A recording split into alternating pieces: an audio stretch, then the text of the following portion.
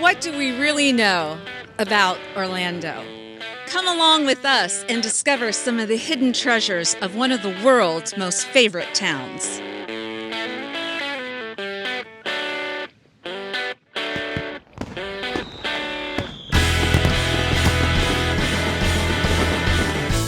We are in beautiful downtown Orlando at Lake Eola, and we're getting ready to show you just how spectacular it is. We've seen some beautiful couples riding their bikes around this lake. It is about 0.9 miles, and they have a farmer's market on Sundays. You're going to see some swans as well. There's a Publix right here in downtown Orlando, and you know what that means. It means people live here. It's so amazing, and they are able to enjoy the lake. And where else would you want to live when you can be able to go to wonderful concerts, sporting events, and you can also go to the grocery store in order to make your meal. So anyway, downtown Orlando, it's really great. It's got a lot going on.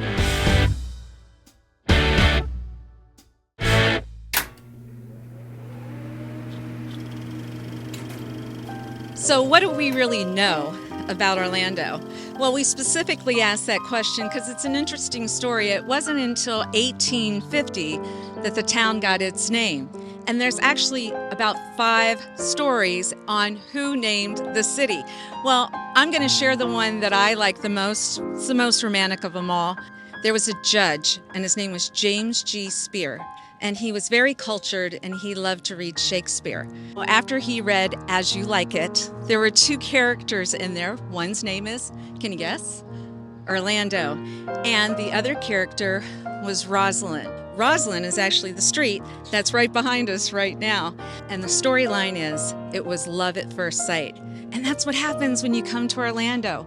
That's why there's so many people that come around the world. They get to Orlando and they make it their home.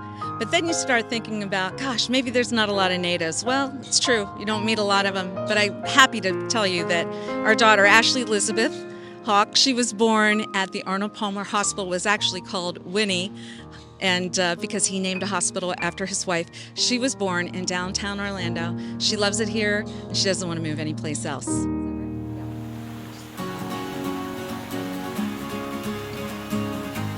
And it was Jacob Summerlin back in 1883 that decided to donate the land that is behind us now to create Lake Eola Park. And he had one requirement. It needed to be a public park. And what a beautiful public park it is. In 2016, the Walt Disney Amphitheater, which is in downtown Orlando, the bandshell was painted the colors of the rainbow. And it's in memory of the beautiful 49 lives that were lost during the Pulse nightmare. So I was able to experience people lined up around the block, donating blood, and this town really came together. But it's definitely something that we don't want to forget so that it never happens again.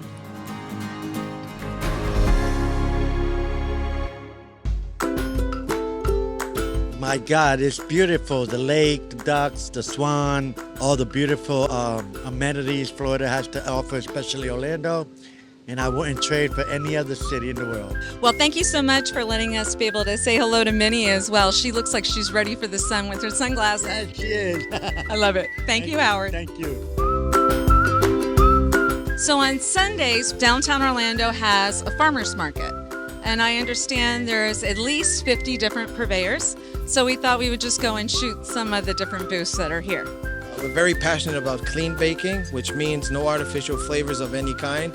We don't use any processed sugars, and all our ingredients are organic, and our flours are stone grounded flour, which means all the nutrients stay within the flour.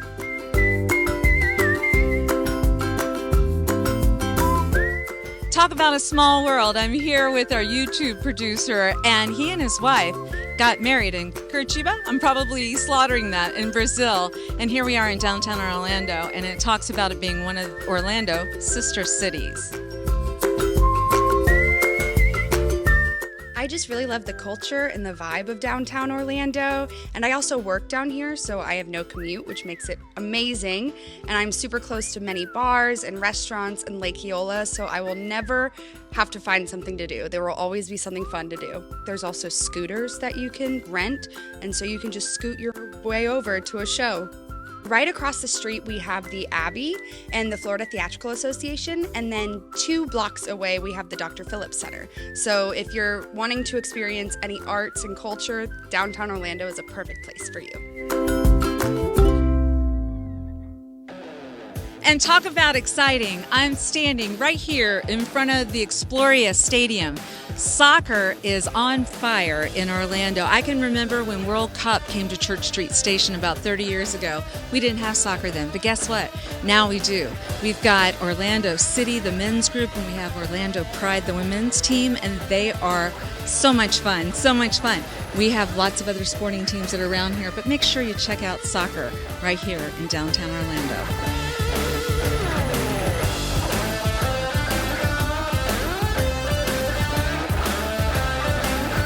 Hey, look at this gorgeous building. As you can imagine, everything from sporting events to music events.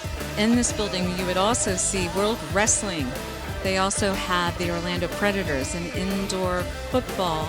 And then obviously we love our NBA Orlando Magic team. There is a science center, an art museum. So there's not much that you can be saying that Orlando doesn't have, because what they do have is really the best of the best. So we're standing in front of City Hall in downtown Orlando, and I have a lot of great memories of this place. And so I had the honor of working with Mayor Glenda Hood. I would come to her meetings every week, and she would talk about her vision for what she had for downtown Orlando. And one of the things in particular, she wanted to have a Dr. Phillips Performing Arts Center. She was very specific about music and culture and everything. And so what are we seeing here? Yeah, we're in front of the Dr. Phillips Performance Center right here across the street from us. And, you know, I like to personally stay plugged into what's going on.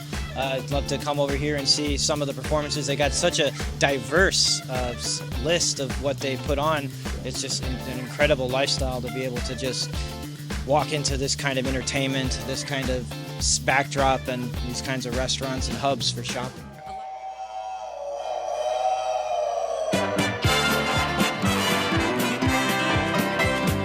From the city beautiful, Orlando, Florida, welcome to Church Street Station. So we're here at the famous Church Street Station area of Orlando, and I have had some of my best experiences of my entire life right here because I was part of the Good Time Gang. I was in charge of the marketing department, and we had lots and lots of fun here. But let me tell you a couple of stories. Bob Snow is one that's really responsible for bringing Orlando back to life. Around that time, the train station area was dilapidated. The first thing that he did was called Rosie O'Grady's. And so that was a jazz area where they had can girls and live entertainment, and it became a hit. Well, from that point, he ended up adding the Cheyenne Saloon, which is country music at its best. There were concerts where even Garth Brooks was an opening act for Tammy Wynette. So nobody knew who Garth Brooks was at the time, and gosh, he's a huge star now, right? Another element was the orchid garden that he created. The orchid garden had beautiful stained glass, winding staircases, and I'm proud to say that my husband and I got married in the orchid garden ballroom. Bob Snow really loved planes, trains, and automobiles. Now, what do I mean by that? He had beautiful antique cars with Church Street Station logos on there, and he also had hot air balloon rides. And he would have a plane and have banners flying over the town of Orlando. So thank you, Bob Snow. I'm so glad that we had mayors like Glenda Hood and also Buddy Dyer, who have had a vision and have made Orlando one of the best destinations in all of the United States of America.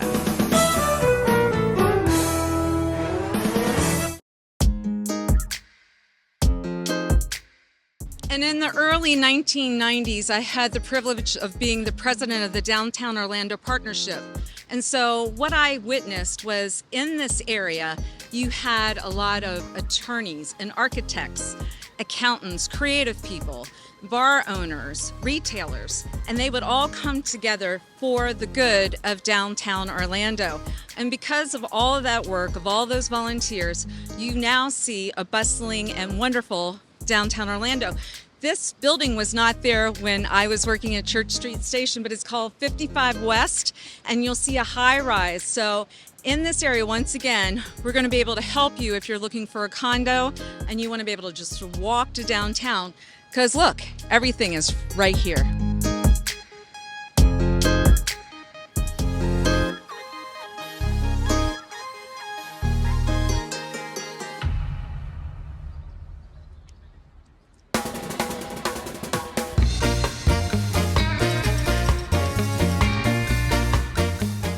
I am at Thornton Park right now. We're just a few blocks away from Lake Eola, which is super fun. Here in Thornton Park, there's all kinds of little cool communal flourishes. Great place to ride your bike. I've got this fun designed fountain behind me. As you can see, this street is dripping with personality. Lots of colors and artisan murals and fun little shops to poke into as well. As you go down this street here at Washington Street, it's a real cool community to just be plugged into.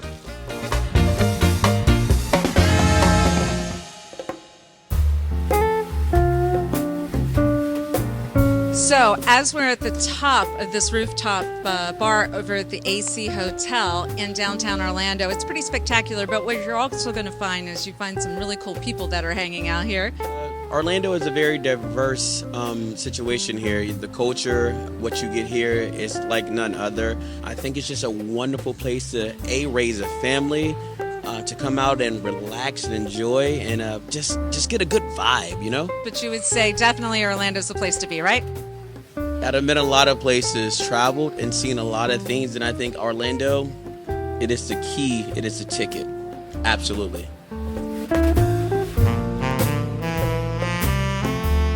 So what do we know about Orlando?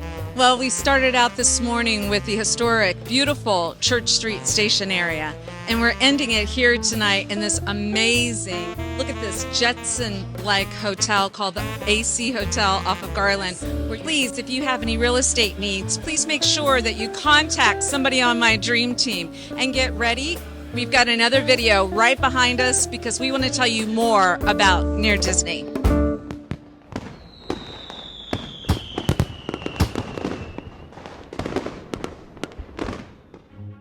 Make sure that you subscribe and like so that we can continue to give you up-to-date information on all things that are going around the 25-mile radius of Cinderella's castle, because this is truly a magical place to live.